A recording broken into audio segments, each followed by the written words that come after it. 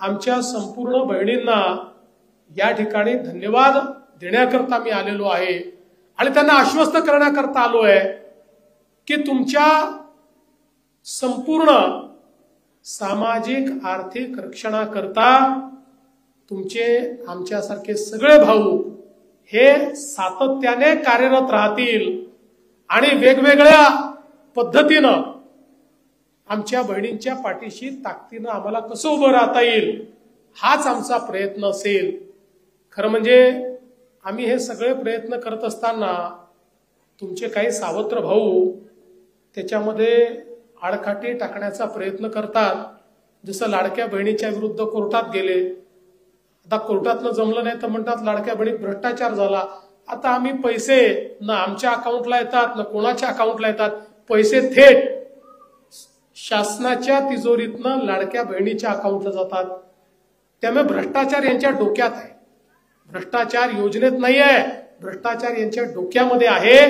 किंबहुना एखादी एवढी मोठी योजना 2.5 कोटी महिलांची 1 रुपया भ्रष्टाचार न होता कशी होऊ शकते याचं आश्चर्य त्यांना वाटतं, याची असूया त्यांना वाटते, याचं दुःख त्यांना वाटतं। पण त्यांना काही वाटू द्या, प्रामाणिक आमच्या ज्या योजनेच्या लाभार्थी भगिनी आहेत त्यांना हा लाभ आम्ही देतच राहणार आहोत।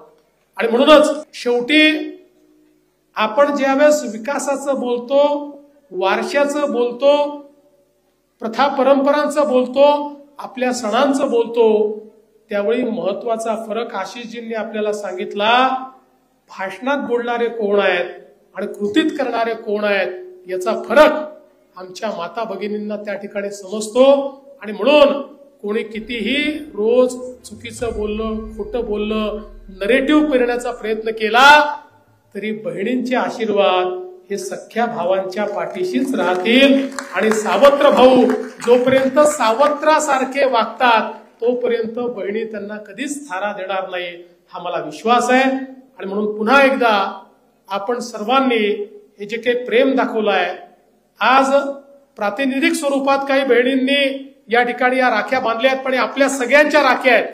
ही राखी केवळ ज्यांनी बांधली त्यांची नाही आहे, त्यांच्या वतीनं आपल्या सगळ्यांच्या राख्या, आपल्या सगळ्यांचं प्रेम ज्यांनी त्या डब्यामध्ये राख्या दिल्या आहेत आणि राज्यभरातनं लाखो राख्या येत आहेत। माझा अंदाज आहे 50 लाखापेक्षा देखील जास्त बहिणी त्या ठिकाणी राख्या पाठवत आहेत। त्या सगळ्या बहिणींचे अतिशय मनापासून आभार मानतो, त्यांचं प्रेम स्वीकारतो।